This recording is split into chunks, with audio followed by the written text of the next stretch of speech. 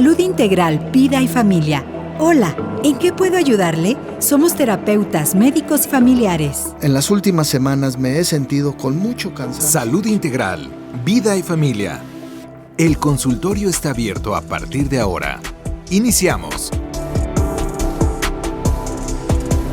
Salud Integral, Vida y Familia es un programa del Colegio Médico de Querétaro para todos. Hola, ¿qué tal amigos? Bienvenidos a Salud Integral, Vida y Familia. Hoy en nuestro espacio de salud vamos a abordar un tema que afecta a millones de familias, pero del que pocas veces hablamos con la seriedad que merece. Atención en casa. ¿Sabían que una simple ampolla, un zapato apretado, un mal corte de uña pueden cambiarle la vida drásticamente a una persona con diabetes? Pues así es. Hoy hablaremos de pie diabético, una complicación silenciosa, pero que afortunadamente se puede prevenir en el 100% de los casos, si se actúa a tiempo. Para entender cómo protegernos, y a nosotros y a nuestros padres o abuelos, nos acompaña en cabina un verdadero especialista en la materia. Le damos la bienvenida al doctor José Laguna Bárcenas. Él es angiólogo y cirujano vascular. Doctor, un placer que esté aquí en RTQ, en el 100.3 de FM y en el 1200 de AM en la Sierra de Querétaro. Muchas gracias, doctora. Muy agradecido por esta invitación. Gracias a las personas que nos sintonizan. Verdaderamente para mí es un placer, un compromiso tratar este tipo de patologías que, como bien usted comenta, afectan a millones de personas. Y por desgracia, merma en algunas ocasiones tanto la calidad de vida de nuestros pacientes como la calidad integral de las familias. Para mí es un verdadero gusto estar con ustedes. Gracias por sintonizarnos y esperemos resolver muchas de sus dudas y abordar este tema de manera muy simple e integral. Muchas gracias, doctor José Laguna Bárcenas. Les voy a compartir el más breve currículum que me hizo llegar el doctor. Sé que se los pido yo siempre, pero bueno. El doctor es egresado de la Facultad de Medicina de la Universidad Autónoma de Querétaro. Hizo la especialidad en angiología, cirugía vascular y endovascular, avalado por la Universidad Autónoma de Sinaloa. Tuvo una estancia formativa en servicios de cirugía vascular en el Hospital Universitario Donostia, San Sebastián, España, y él tiene su ejercicio médico en práctica privada, que ya nos compartirá más adelante. Doctor, pues vamos a empezar con este tema tan importante. ¿Por qué nos puede decir usted que es importante que hoy platiquemos sobre pie diabético? Hoy día el pie diabético es una entidad patológica que hay que ponerle vital importancia en la prevención y en el tratamiento oportuno de la misma. La diabetes, como nos hemos dado cuenta, tanto los especialistas en cirugía vascular como otro tipo de especialistas, hay un alza en la epidemiología y hay un alza en la prevalencia de enfermedades metabólicas. Hay que recordar que años atrás ocupábamos lugares importantes, si no es que los primeros lugares en obesidad infantil, que al final de cuentas se repercute a que la edad adulta el paciente pueda generar algún tipo de problema metabólico como lo es la diabetes. Hoy día la diabetes es un problema de salud pública. La realidad, yo hablando entre colegas o a veces entre familia, les comento que genuinamente una verdadera pandemia en este mundo es la diabetes, ¿sí? Sabemos que hoy en día más o menos 537 millones de personas a nivel mundial lo padecen, de las cuales más o menos un 40 a 60 millones de ellas pueden sufrir una úlcera por pie diabético. Esto es una situación importante y alarmante, diría yo, porque una úlcera tratada de manera oportuna y diagnosticada por un especialista en la materia puede ser una situación que el paciente pueda cursar de manera óptima y tener una cicatrización de la misma. Sin embargo, hoy por hoy muchas personas con un pobre acceso de salud o con un pobre acceso a un especialista en este tipo de patologías, hasta el 20% pueden llegar a una amputación tanto mayor como menor. Esto invariablemente merma la calidad de vida de los pacientes y también merma la calidad de vida en las familias. Hay una prevalencia mayor en el género masculino sobre el género femenino en la patología como lo es el pie diabético. Entonces, pues hoy por hoy el hecho de no tener un acceso oportuno al diagnóstico de esta patología puede terminar en algunos casos en amputaciones mayores que invariablemente mermen la calidad de vida de nuestros pacientes. México es un lugar complejo hablando de diabetes, porque hoy por hoy existen muchos tabús sobre el manejo de la misma, pacientes hasta cierto punto con ciertos miedos a los tratamientos médicos. Yo no voy al médico porque allí me dejan insulina tal vez, ¿no? Y hay todavía algunos mitos en algunas zonas. Yo tuve la oportunidad de ser un médico que hizo su servicio social en la Sierra de Querétaro, en un lugar increíble que para mí guardo recuerdos muy bonitos de las personas de Aguacatlán de Guadalupe y de Purísima en Arroyo Seco, pero había muchos mitos sobre no me tomo la metformina porque me pasa tal, no me pongo la insulina porque me quedo ciego. ¿Sí? Mi madre se quedó ciega y le amputaron la pierna después de ponerse la insulina. No es así. Yo invito a nuestros radioescuchas que lleguen a padecer esta enfermedad a sensibilizarnos y a poner un punto sobre la mesa, doctora, que es la prevención del pie diabético empieza con el buen control de la diabetes.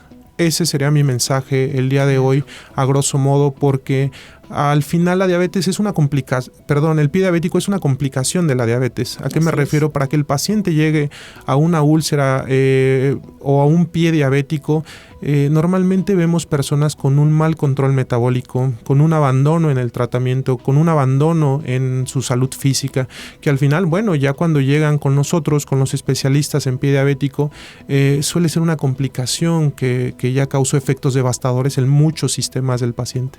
Sí, usted muy bien lo comenta, doctor, en base a nuestro tema de hoy, que es pie diabético, pero para que una persona llegue a tener un pie diabético o tenga una insuficiencia renal o una retinopatía diabética, han pasado muchos años de no tener ese control que usted excelentemente nos dice. ¿Cómo poderles decir a nuestros radioescuchas qué es el control metabólico, doctor? Claro, el control metabólico parte desde el control del peso del paciente, ¿sí? Yo se lo comento a mis pacientes todos los días en la consulta. Genuinamente los seres humanos no estamos diseñados para estar sentados tomando Coca-Cola e ingiriendo alimentos grasos en exceso, ¿sí me explico? El tema del control metabólico es tener un adecuado control de peso, tener algo de actividad física cardiovascular. Yo siempre hago énfasis con las personas que me visitan en mis consultorios. Yo no quiero que sean atletas de alto rendimiento, claro, pero la demanda metabólica y la demanda física en el ser humano requiere por lo menos unos 20 a 30 minutos de actividad física. Caminar basta, alguna bicicleta estacionaria también es suficiente. Y en el paciente diabético hay que tener metas. ¿A qué me refiero? Aquí sí somos muy objetivos con el control de la glucosa, ¿sí? Con el control de triglicéridos o de colesterol que invariablemente impactan. Ahora, hay factores externos que el paciente hemos tratado de sensibilizarlo a través de hasta publicidad por parte del gobierno en el aspecto de ciertas toxinas como lo es el tabaco que empeoran cualquier pronóstico en nuestros pacientes con diabetes.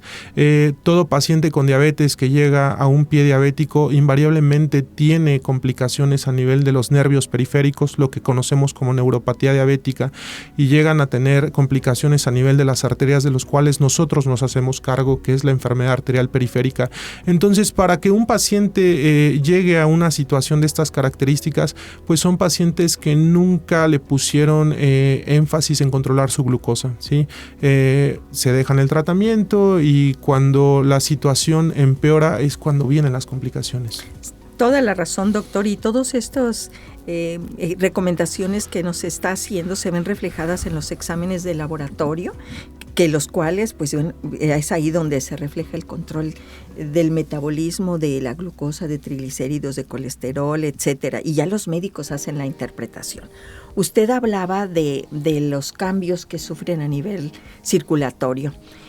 ¿Por qué una persona con diabetes debe cuidar de forma muy puntual sus niveles? ¿Y qué es lo que le pasa a la circulación, doctor? Si nos puede explicar de una manera muy fácil para que la gente nos entienda. Claro, el metabolismo en el paciente diabético es un metabolismo que cambia muchas vías a nivel interno, propiamente la vía de la glucosa. El hecho de que no tengamos una absorción de este metabolito, pues genera un movimiento a nivel del paciente. Hay algo que nosotros conocemos como una triada dislipidémica en el paciente diabético, en el cual empieza a utilizar cierto tipo de grasas, invariablemente grasas que en algún punto pueden llegar a ser nocivas para la salud vascular. Las arterias, como yo les platico a mis pacientes, que es lo que nos trae aquí mayormente en cuanto a las complicaciones del pie diabético, literalmente es la tubería que lleva el agua potable en el paciente. Voy a usar términos muy coloquiales para que nuestros radioescuchas nos tomen este entendimiento. Es literalmente la tubería que lleva el agua potable y lleva el oxígeno a los tejidos. El mal control metabólico en un paciente genera un crecimiento o una hipertrofia a nivel de la íntima. ¿Qué quiero decir con esto? Yo les digo en términos prácticos, se le empieza a formar una especie de sarro a las arterias, que en medicina no se conoce como sarro, lo conocemos como ateroesclerosis. Esto invariablemente es un enemigo silencioso. ¿A qué me refiero? Un paciente que es diagnosticado con diabetes, nosotros como médicos sabemos que por lo menos 5 años atrás ya había un desequilibrio en la glucosa, ya había un desequilibrio en las grasas. Si esto aunado, ponemos un ejemplo de un paciente sedentario con un mal apego al tratamiento, la cantidad de sarro que se le empieza a formar a estas arterias invariablemente compromete la luz de la misma, ¿sí? El hecho de comprometer la luz y el flujo sanguíneo repercute directamente en la perfusión de oxígeno, ¿sí? Esto empieza a generar fenómenos muy interesantes para nosotros los médicos, pero muy catastróficos para los pacientes, porque invariablemente inicia la muerte de algunas raíces nerviosas, inicia la mala perfusión a los músculos y con ello una hipotrofia, una pérdida de la masa muscular, una desregulación en la sudoración del paciente, y esto empieza a dar fenómenos que aparentemente al paciente le parecen silenciosos: la pérdida del vello a nivel de las extremidades, resequedad a nivel de sus piernas. Es que yo no me pongo crema, doctor, por eso estoy así, pero invariablemente nosotros ya vemos algo, una ventanita que nos habla de un problema que empieza a gestarse en nuestros pacientes. Entonces, a grosso modo es el mal control metabólico va a generar que el paciente diabético genere esta especie de sarro, esta obstrucción de las arterias, que cuando él llega a tener una herida, invariablemente sea una herida que esté comprometida totalmente su cicatrización. Es ahí el escenario que yo le digo a mis pacientes, el peor escenario para el paciente con pie diabético, ¿sí? El hecho de que un paciente tenga una mala circulación y tenga una herida que comprometa una buena cantidad de tejido en el pie puede condenarlos en algún momento a una complicación. Sin duda, doctor. En radio nos escucha mucha gente aquí en Querétaro y en la Sierra. Qué bendición que usted conoce esta parte de nuestro estado, que es bellísima y que está tan alejada en muchas ocasiones de los servicios médicos, profesionales y de alta calidad, doctor. ¿Cuáles son los errores más comunes que comete un paciente diabético al cortarse las uñas? Pareciera algo tan trivial, pero es determinante, ¿verdad, doctor? Claro, una situación tan simple o tan cotidiana como es el hecho de la manipulación de las uñas en el paciente diabético puede ser la punta del iceberg en descubrir o en gestarse un problema mayor. Yo diría que el error más común del paciente al cortarse las uñas es no tener una comunicación con la familia. Un paciente diabético que nosotros en la familia tenemos bien ubicado en el aspecto en el que mi papá es diabético, por ejemplo, ¿no? No tener una comunicación estrecha en el aspecto de, oye, hija, fíjate que esta uña va mal, ¿no? Por ejemplo, o me duele, o se me inflamó el dedo, por ejemplo. Yo consideraría que uno de los problemas más graves en el cortarse las uñas es la mala comunicación, porque en muchas ocasiones el paciente diabético ya tiene otros trastornos, sobre todo como usted comentaba, la retinopatía. Muchas veces no se dan cuenta de que hay algún tipo de cambio a nivel de sus pies. Hablando en aspectos técnicos, también yo todos los días me enfrento a esta mala técnica para cortarse las uñas en el cual el paciente redondea los extremos, redondea los bordes. Esto es una técnica totalmente errónea. Los bordes en el paciente, los bordes de las uñas, hablo de ello, siempre tienen que ser visibles. ¿Para qué? Para que no tengan un crecimiento hacia lo que es el lecho ungueal de la uña. Que es lo que la gente le llama encarnarse, o sea, se crece hacia adentro y se encorva la uña, ¿verdad? Exactamente. Entonces, este tipo de mala práctica en el cortarse las uñas y el hecho de manipularse posteriormente, porque se las cortan mal durante un tiempo prolongado, vienen las complicaciones como lo es algún tipo de encarnamiento de la uña y después se manipulan para quitárselas. Ese es un grave error. Mi mensaje con nuestros pacientes de la sierra o de cualquier lugar donde nos escuchen es, si yo sé que tengo un problema metabólico como lo es la diabetes y que mi control no es bueno, apoyarme de la familia. Sí. Apoyarme de un podólogo, ese sería como un aspecto ideal, pero yo sé bien, por ejemplo, de la sierra, que en algún punto puede ser un poco más complejo el hecho de acudir con un podólogo por comunidades alejadas, por poco acceso a los mismos. Económicamente igualmente. Económicamente también es un factor que, bueno, tal vez para alguien no le impacte el hecho de ir una vez al mes, pero hay familias que sí les impacta el hecho de ir una vez al mes, y más si papá y mamá son diabéticos, pues lo pone un poco más complejo.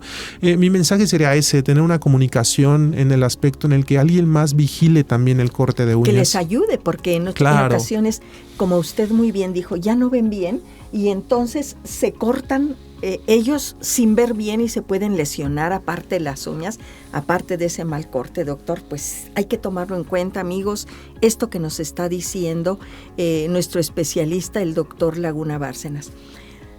Doctor Laguna, si un paciente nota una ampolla, un callito, un cambio de color en su dedo, ¿qué es lo primero que debe hacer y lo que jamás debe hacerse en casa para ellos? Empezaré al revés, le empezaré a decir que es lo último que tienen que hacer, es manipulárselo. En el aspecto en el que muchas ocasiones minimizamos una herida, minimizamos una ampolla, y esto puede condicionar la génesis de un problema mayor, como lo es una infección a nivel de los tejidos blandos. Tenemos algunos conceptos como sociedad, tal vez, de que tengo una ampolla y me la reviento, ¿no? Es un ejemplo. Sí, sí. Tengo una herida y bueno, esto llega a pasar, ¿no? Yo veía que mi mamá se las curaba con jabón sote y se las curan ahí con algún jabón sin alguna medida, con cualquier cosa. Una de las cosas también contraindicadas en lo absoluto por parte de cualquier especialista es la automedicación, ¿sí? El hecho de someternos a esquemas antimicrobianos, antibióticos mal indicados también puede llegar a perjudicar de manera considerable al paciente. Muchas veces el paciente es, doctor, empecé con una ampolla, vi que salió algo de pus, me tomé 2 días un antibiótico, mejoré y posteriormente recidivan y ya tienen el pie totalmente caliente, ya tiene un trayecto tendinoso inflamado. Un esquema mal indicado de antibióticos puede ser un aspecto muy perjudicial. Por supuesto. ¿Qué es lo que tienen que hacer cuando tienen una herida? La comunicación familiar. El paciente con pie diabético, doctora, es un paciente que tiene que tener una red de apoyo considerable, ¿sí? Y también tiene que dejarse ayudar. Genuinamente los hombres, yo hablo del género masculino, de repente somos necios en el aspecto de no me vean los pies. Sí, doctor. El género femenino es un poco más, ¿cómo decírselo? Abierto, doctor. Más abierto. Más proclive a que me toquen, a que me soben, claro, a que dejarse a comunicarse. Pero el hombre es un poco más renuente, es un poco más necio a cómo voy a dejar que mis hijas me vean los pies. Son cosas cotidianas con las que yo me topo día a día. Personas que llegan, doctor, es que mi papá no me dejaba ver los pies, de repente empezó a oler mal su zapato, percibimos algún tipo de olor fétido y pues resulta que la cosa ya va avanzada. ¿Qué es lo que tenemos que hacer en primera instancia al tener una herida? De manera ideal, acudir con un médico. acudir con un médico, nuestro médico de cabecera, ¿sí? Él valorará los signos típicos de una infección, ¿sí? Que es el rubor, los cambios de coloración, los cambios de temperatura o cambios a nivel sistémico en los cuales en algunas ocasiones el paciente deja de comer, tiene náuseas, vomita, tiene fiebre y se lo achacan a algo más, claro, ¿no? Es que aquí en Jalpan está haciendo mucho calor y no tengo mucha hambre, ¿no? Resulta que ya tienen una infección que pasó al torrente sanguíneo y están en un estado complejo. Entonces, en primera instancia, informárselo a la familia y acudir con el médico de cabecera. Perfecto, doctor. ¿Nos pudiera usted compartir cómo debe ser el calzado e higiene ideal para las personas diabéticas? Sé que para todos es importante, pero en el diabético estos puntos son importantes. Claro, de aquí nace el cuidado particular y la prevención del paciente con pie diabético.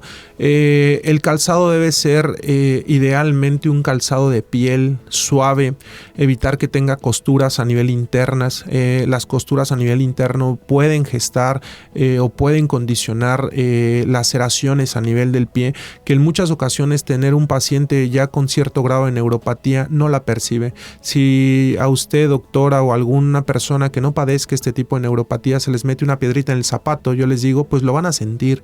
En algunas ocasiones nuestros pacientes con diabetes en un grado avanzado, la neuropatía no los deja sentir. Evitar caminar en terrenos riesgosos con sandalias o con cualquier tipo de calzado descubierto. Yo sé que en algunas zonas, sobre todo zonas rurales, se acostumbra el uso de guaraches, el uso de chanclas. En algunas ocasiones pues tenemos personas que son pastores y andan descalzos en el cerro, por así decirlo, y pues esto invariablemente los puede poner en riesgo de sufrir alguna lesión. He tenido pacientes que por su situación laboral, siendo personas que se dedican a la construcción, una herida por un clavo, una herida por una astilla, puede condicionar al no tener un calzado adecuado, como lo es un calzado de piel de protección, que se clave en alguno de estos objetos y bueno, pues no se dan cuenta hasta después de 5 días que ya tienen fiebre, que ya huele mal el pie, y esto es una situación pues riesgosa para la salud de la pierna. Un calzado que no tenga estrechez a nivel de la punta, doctora. Que sea amplio. Que sea amplio en la punta, que sea un calzado que pueda en los pacientes que lo requieran por una mala deambulación o un mal apoyo al deambular, la colocación de plantillas, ¿sí? Muchos de los pacientes a nivel en la población mexicana tenemos algunos vicios de postura o alguna mala deambulación en el aspecto del apoyo. Entonces un calzado que permita la colocación de sus plantillas de nuestros pacientes, porque en algunas ocasiones colocan una plantilla en un calzado que no es amplio, en un calzado estrecho, y esto también, el hecho de que se les aprieten los dedos, puede condicionar una lesión interdigital. Perfecto, doctor, que sea un calzado amplio, que sea de piel mayormente, que les permita también que la transpiración, que no ocasione de alguna manera que sea terso para el pie. ¿Y el uso de calcetines es adecuado, doctor? Sí, el uso de calcetines es invariablemente necesario, doctora, porque ahorita está mucho de moda que vemos incluso con traje, a grandes personalidades que están calcetines, sin calcetines, ¿no? Sí es cierto, ¿verdad? Siempre hay que utilizar algún tipo de calcetín, mayormente de algodón, que proteja el pie y que también absorba algo de humedad. Claro. La realidad es que la humedad interdigital mayormente puede ser un enemigo silencioso para algún tipo de laceración. Sabemos que en la génesis de las infecciones y la incubación de ciertas bacterias, pues les encanta esto, la humedad, el calor, la falta de oxígeno, y esto pues es un caldo de cultivo para yo le digo a los pacientes. Sí, claro. Pues, doctor, fíjese que ya llegamos a nuestra primera pausa. Vamos a un corte y regresamos a Salud Integral, Vida y Familia para continuar hablando con el doctor José Laguna Bárcenas sobre pie diabético. Vamos a un corte de estación y seguimos con más de su programa Salud Integral, Vida y Familia a través de RTQ Radio. Ya estamos de regreso con más de su programa Salud Integral, Vida y Familia. Gracias por seguir en la sintonía del 100.3 de FM.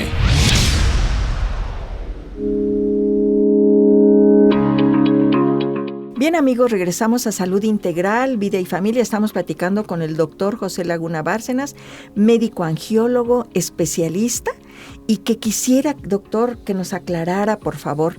Muchos oyentes confunden al podólogo con el angiólogo. Y otra pregunta aquí sería, ¿cuál es el momento en el que deben ya acudir con usted? Como usted lo recomendó, hay que acudir con el podólogo, pues para este cuidado estético funcional de los pies, ¿no? Pero ¿en qué momento ya requieren la atención del especialista como usted? Esta es una gran pregunta y es una pregunta que pareciera obvia en el aspecto poblacional, sin embargo sí se llega a malentender los términos.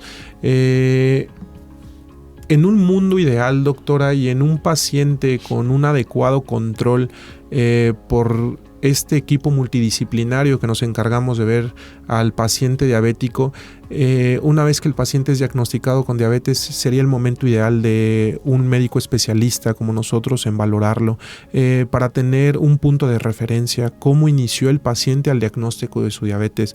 Tiene datos de aterosclerosis, tiene datos de pérdida de la perfusión a nivel del pie, tiene datos de alguna arteria ya ocluida, ¿sí? O prácticamente tiene datos ya de neuropatía. Ese sería mi mensaje más idóneo en cuanto a un paciente que va debutando con esta enfermedad. El podólogo es una parte muy importante en el manejo del paciente con pie diabético, sin embargo... Es un técnico, no médico. Exactamente, ve aspectos técnicos, dejarnos guiar por una valoración de características circulatorias por un podólogo. A mí no me gusta hablar mal, pero podemos quedar muy cortos o podemos quedar confundidos. ¿A qué me refiero? Nosotros utilizamos muchas técnicas para valorar si realmente hay una perfusión sanguínea a nivel del pie.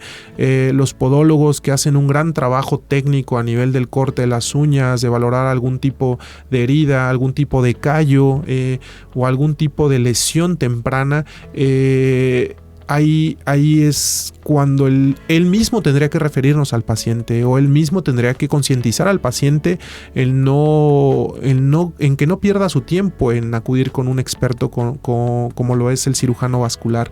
Mi mensaje es el podólogo hacer su trabajo en el aspecto de la visualización, corte, manejo, callos, uñas, y en el momento en el que él crea que la situación es más compleja, un dedo que empezó a tener cambios isquémicos, que empezó a tener cambios de gangrena, que literalmente es cuando las uñas o el dedito se les empieza a poner negro al paciente, desde antes tiene que enviárnoslo, no entretener al paciente con algún tipo de remedio, con algún tipo de medicación del cual no deberían hacerse cargo.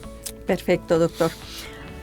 Doctor Laguna, si una lesión ya está avanzada, ¿cuáles son los tratamientos modernos actuales para evitar que una persona termine en amputación? Porque es lo que más temen, y decir, no, pues ya, esto ya no. Yo quisiera que les diera a usted esta esperanza a la gente que nos está escuchando. Claro, hoy por hoy a nivel mundial y a nivel nacional existen muchos programas de salvamento de extremidad, preservación de la extremidad. Mi mensaje con nuestros pacientes que nos escuchan, si es que alguien padece esta patología, no pierdan la fe y acérquense con los médicos especialistas. A veces también existe esta situación de no voy al hospital fulano de tal porque pues es muy carísimo, ¿no? Por ejemplo, o no me acerco porque los médicos especialistas tal vez no tengan citas. Hagan todo lo posible. Hoy por hoy nuestras redes de comunicación son en extremo amplias, redes sociales, WhatsApp, plataformas de directorios médicos, y existe, a pesar de haber heridas muy complejas, doctora, muchas técnicas para salvar las extremidades. En algunas ocasiones también el paciente debe estar consciente, como yo les digo a ellos mismos, que habrá cambios a nivel de su pie. Si tienen un absceso, si tienen lesiones a nivel de los tendones, tal vez tengamos que sacrificar esos tendones, tal vez tengamos que sacrificar un dedo, pero preservarles la extremidad. Excelente. Yo siempre le digo a mis pacientes, el objetivo de nosotros como expertos en esto es buscaremos la manera de quitarles el menor tejido posible, pero preservarle su extremidad, ¿sí? Ahora, la evaluación integral de nuestros pacientes es tarea nuestra y es compromiso de los cirujanos vasculares, porque tenemos que mapear de muchas maneras el pie, ¿sí? ¿Dónde están los puntos de apoyos? ¿Dónde está la mala perfusión a nivel sanguíneo? Nosotros nos basamos con algunos mapas que llamamos angiosomas, dónde falta la circulación, un buen ultrasonido vascular en el consultorio, índices tobillo-brazos, índices dedo-brazo, que son, en términos técnicos, se los explico al paciente, es ver qué tubería se tapó, qué tengo que destapar y qué tengo que retirar de tejido que ya se está desvitalizado, tejido muerto, para que vuelva a haber una regeneración de tejido.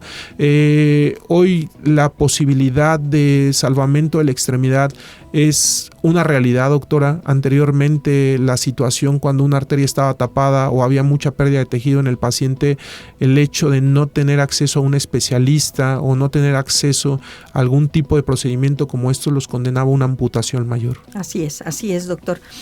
Con esto estoy entendiendo que en los consultorios de los angiólogos tienen los aparatos modernos que permitan mapear con total precisión las arterias y en qué grado están tapadas estas arterias, ¿cierto? Claro. Y bueno, pues por eso vamos al especialista y no al podólogo únicamente. Doctor José, en el pasado una arteria totalmente tapada, obstruida en la pierna, solía terminar en amputación. ¿Hoy tenemos ese mismo panorama? No, por supuesto que no. La medicina y particularmente la cirugía vascular, con el manejo de los procedimientos endovasculares o propiamente los procedimientos abiertos, que todavía los llevamos a cabo de manera considerable, doctora, nos da la posibilidad de ofrecerle esperanza al paciente para que no se pierda su extremidad. Tomemos en cuenta que el paciente diabético suele tener en algunos contextos algunos otros factores de riesgo para que se le tapen las arterias. Ya platicábamos, claro, algunos drogas como el tabaco, ¿sí?, que son un enemigo asiduo. Y la gente pensaría, bueno, ¿qué tiene que ver el tabaco con mi circulación? Claro. Todo, en lo absoluto. Y no solo la circulación de las piernas. Claro, yo le digo a los pacientes... toda nuestra economía. Claro, desde la circulación a nivel cerebrovascular, coronaria, mesentérica, a nivel de las extremidades, probablemente es de los peores enemigos que tenemos los expertos en esto para el tratamiento de la enfermedad arterial.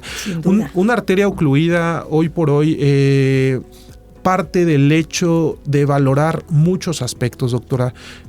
Qué tan ocluida está, en qué segmento de la extremidad está, qué técnicas podemos ofrecerle al paciente, sobre todo que tengan mayor permeabilidad, porque esta enfermedad, por desgracia, es una enfermedad que cuando nosotros la detectamos lleva muchos años en el paciente. Entonces, muchas ocasiones yo le digo a mis pacientes, el hecho de yo quitarles el sarro, por así decirlo, completamente de sus arterias, no lo voy a lograr. Ni yo ni ningún experto en esto lo vamos a lograr. Claro. Sin embargo, hay técnicas, una técnica de bypass con una propia vena del paciente en el cual podamos franquear la obstrucción. Ese es un aspecto que se ha llevado a cabo durante muchos años y hoy por hoy existen las técnicas mínimamente invasivas que parten de entrar directamente a la arteria, viajar a través de la arteria con materiales en extremo especializados, hacer técnicas en las cuales vamos abriendo la luz de la arteria y dejando algunos soportes como hoy por hoy son los stents. Este stent que cuando oímos hablar de ello solo pensamos en el corazón. Está siendo una realidad en este tipo de procedimientos que usted llama de mínima invasión endovasculares. El poner el stent, y para nuestro público nos pudiera explicar en qué consiste. Claro, yo soy un apasionado de este tipo de procedimientos porque ofrecen muchos beneficios. Si bien comparado con la cirugía abierta y la cirugía de bypass existen algunas particularidades, hoy por hoy el hecho de que podamos hacer una cirugía mínimamente invasiva en pacientes con más comorbilidades, ¿a qué me refiero? El paciente diabético no solo llega con algo de enfermedad arterial a nivel de las extremidades, es un paciente que ya pudo haber sufrido un infarto a nivel cardiovascular. Tengo pacientes que tienen pie diabético y ya tienen un par de stents a nivel coronario. Es un procedimiento que nos ofrece la posibilidad de no ser tan agresivos en el aspecto quirúrgico. Un stent, doctora, para que nuestros radioescuchas nos extiendan, literalmente es una prótesis dentro de la arteria, ¿sí? Yo le digo a mis pacientes a manera de ejemplo, si ven esto como una tubería, es como poner un tubo dentro del tubo que ya está enfermo. No se recambia, sino que le damos la posibilidad que donde estaba tapada la arteria, coloquemos una especie de red que nos ayuda a que esta no se vuelva a tapar o que no se vuelva a tapar de manera temprana. Son materiales altamente especializados, ¿sí?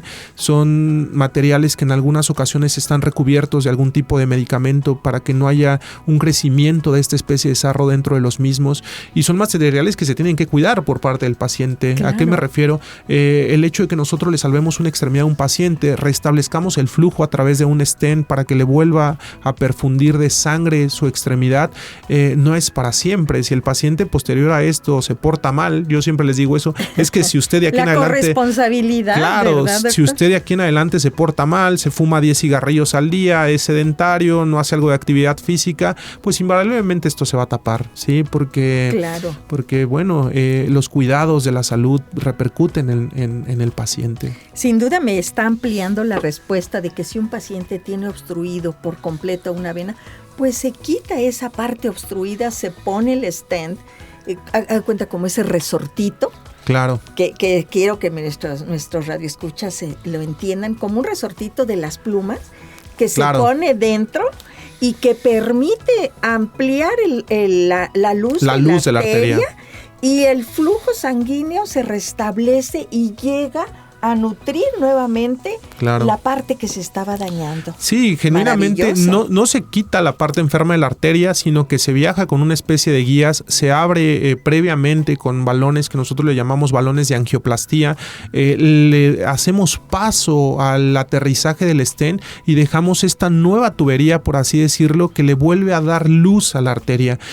Dándole luz a la arteria tenemos un flujo sanguíneo que vuelve a perfundir las zonas más distales.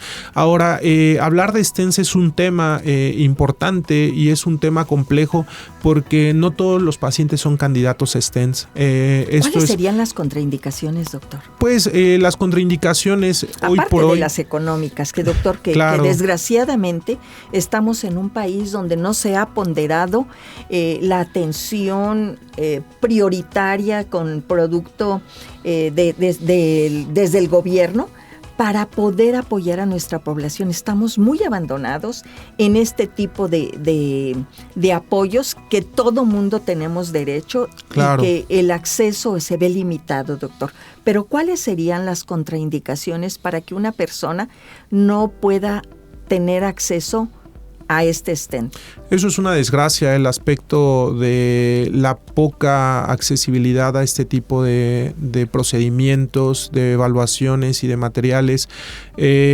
Cada caso es particular, doctora. Cada caso hay que individualizarlo nosotros como expertos en la materia, y algunas de las contraindicaciones serían pacientes con estenosis muy largas, llamámosle estenosis, zonas de las arterias que están totalmente ocluidas, ¿sí? O ocluidas parcialmente. ¿Hay un margen de medición, doctor, donde ya rebase el poder colocar un stent? No como tal, pero más bien territorios. ¿A qué me refiero? Hay arterias que por su anatomía, sobre todo las arterias a nivel del pie o las arterias por debajo de la rodilla, no son buenas candidatas para dejar stents. ¿Por qué? Porque son arterias de calibres muy delgados, ¿sí? Tomemos en cuenta que muchos de nuestros pacientes que llegan con este tipo de patología es gente que ya sufre algo de hipotrofia muscular, ¿sí? Por múltiples aspectos, por neuropatía, por poca actividad física. Sus arterias también sufren este tipo de desgaste, y dejar stents en zonas que son muy delgadas puede condenarlos a que se obstruyan de manera temprana. Sí, doctor. La oxigenoterapia hiperbárica. Fíjese, doctor, que estamos invadidos de muchas alternativas que se están ofreciendo y que la gente dice, no, pues con eso es suficiente. Yo quisiera que usted nos hablara si es recomendable esta oxigenoterapia hiperbárica y otras alternativas que seguramente le han llegado a usted en el manejo del pie diabético. Claro, y seré muy puntual, no de primera opción, nunca de primera opción. La primera opción siempre es evaluar al paciente, doctora. El pie diabético es una atmósfera de muchos datos por recopilar en nuestros pacientes. No es una patología sencilla de tratar en el aspecto que un solo manejo sea el que paute la mejoría del paciente. La oxigenoterapia, la cámara hiperbárica es un coadyuvante o en algunos puntos es un manejo que podemos echar mano de él sin ser el principal. Jamás será el principal.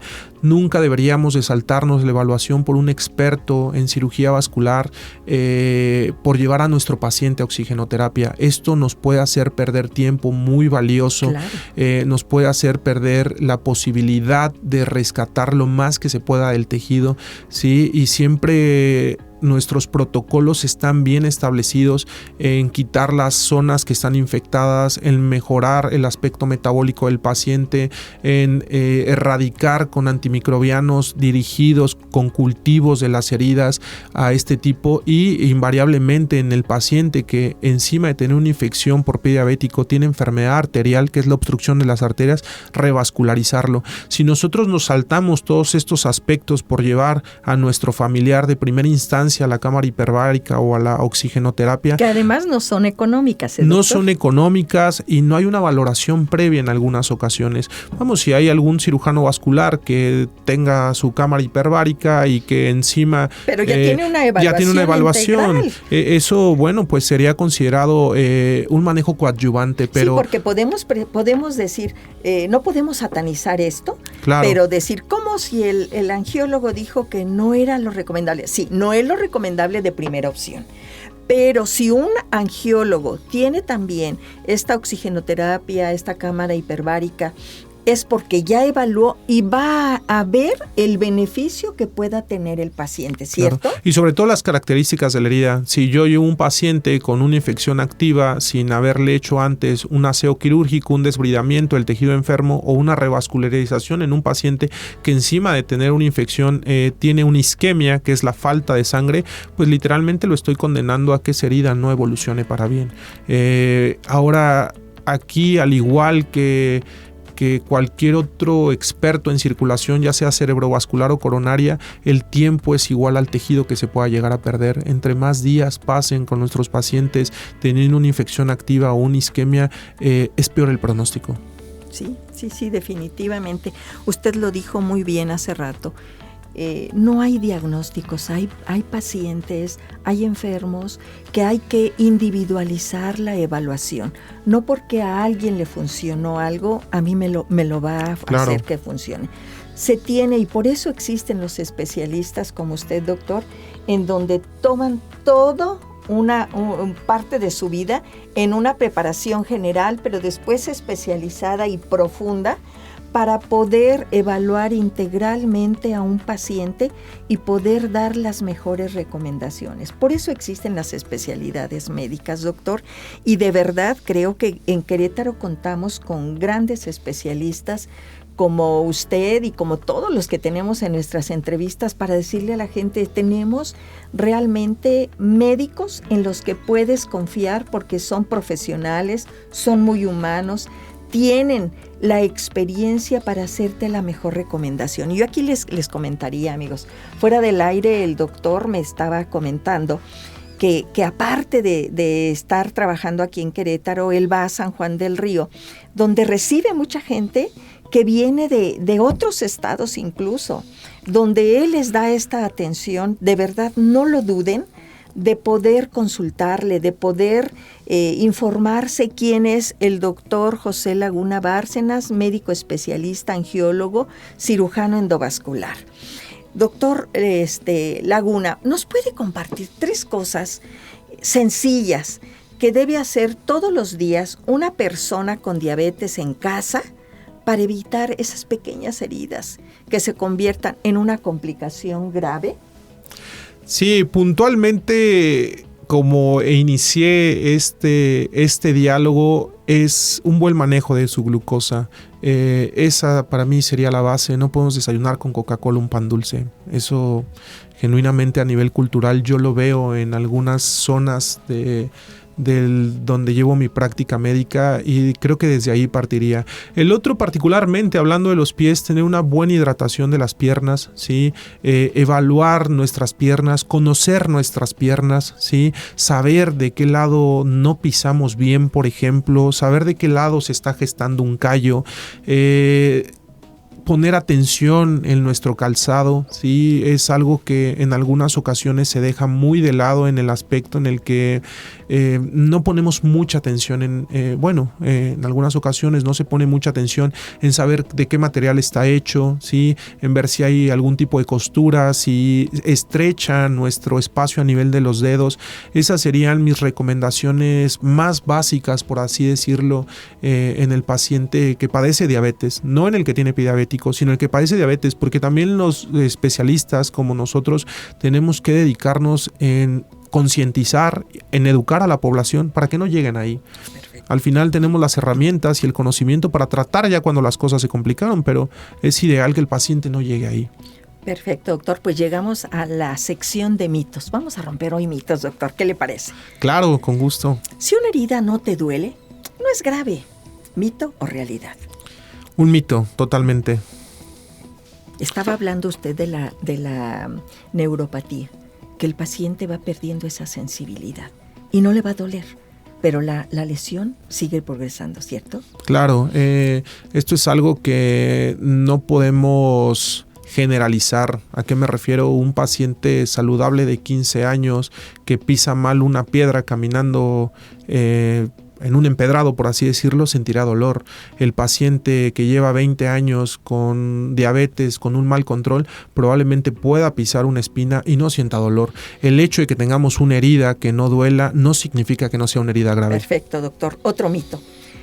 Lava tu herida con manzanilla, con árnica, aplica sábila, miel, directamente espolvorea cualquier antibiótico, sácalo y te va a secar la lesión. ¿Mito o realidad? Mito completamente, y una zona de extremo riesgo.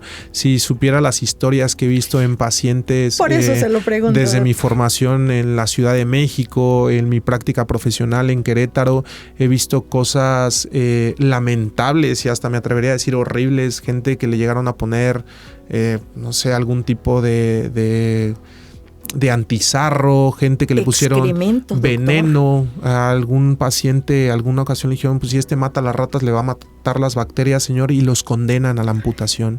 Sí. Los condenan a finales catastróficos. Sé que a nivel cultural México, de repente, y ciertas zonas son muy partidarias de este tipo de remedios, pero totalmente mito. Perfecto, doctor. Otro mito.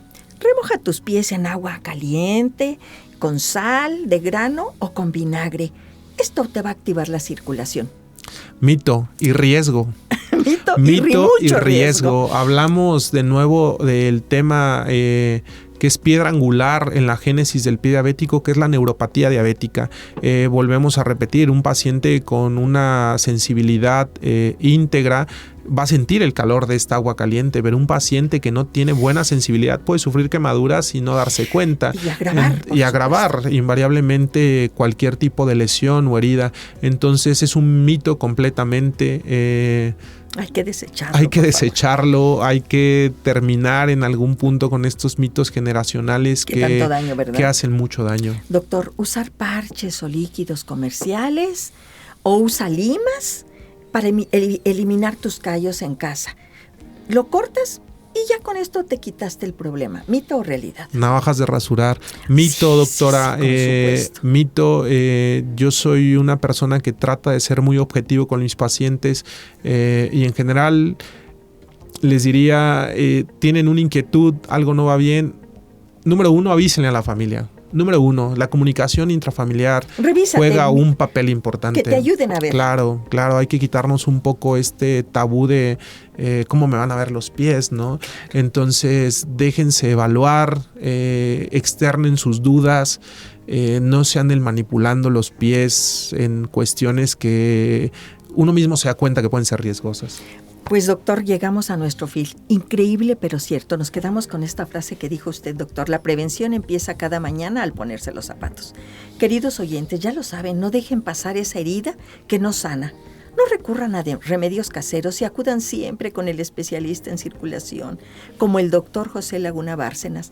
Muchísimas gracias por acompañarnos, doctor, el día de hoy y por traernos tanta claridad en este tema. Por favor, compártanos sus redes sociales, el teléfono de su consultorio o los números de contacto en donde puedan acudir con usted a revisión todos estos pacientes diabéticos. Claro, yo encantado de recibir a las personas que padecen, por desgracia, este tipo de patología. Les dejo el número de mi consultorio, que es 448-120-3675. Yo atiendo en el Hospital Star Médica de Querétaro y en el Hospital Ángeles Centro Sur para las personas que nos escuchan de la capital queretana y sus alrededores. Veo mucha gente también de Guanajuato, gente de Michoacán, y para las personas más cercanas a San Juan del Río, que en algunas ocasiones es gente de la sierra o de algunos estados colindantes como lo es Hidalgo o el Estado de México, el número es 427-299-0218. En redes sociales me pueden encontrar con mi nombre, Dr. José Laguna. Ahí encontrarán algo de información, algunas plantillas informativas, no solo de pie diabético, sino de algunas otras patologías de las cuales nos hacemos cargo, como son las varices, las úlceras varicosas, las trombosis, claro, que también pues son un tema que ya lo trataremos elemental en su oportunidad. Claro, doctora. Pues muchas gracias, doctor. Pues bien, amigos, por hoy es todo. Gracias nuevamente al estimado doctor José Laguna Bárcenas, excelente profesional y ser humano. Gracias a ustedes por su tiempo y por la generosidad de sus conocimientos compartidos. A RTQ por hacer posible este espacio y, por supuesto, yo soy la doctora Irma Quintanilla González y si Dios nos presta vida y ustedes nos acompañan, la próxima semana tendremos otra interesante entrevista. Que tengan un excelente fin de semana. Gracias, doctor. Gracias, doctora. Salud Integral, Vida y Familia. Cierra su consultorio por hoy. Los esperamos la próxima semana. Conectando con tu bienestar. Salud Integral, Vida y Familia es un programa del Colegio Médico de Querétaro para todos.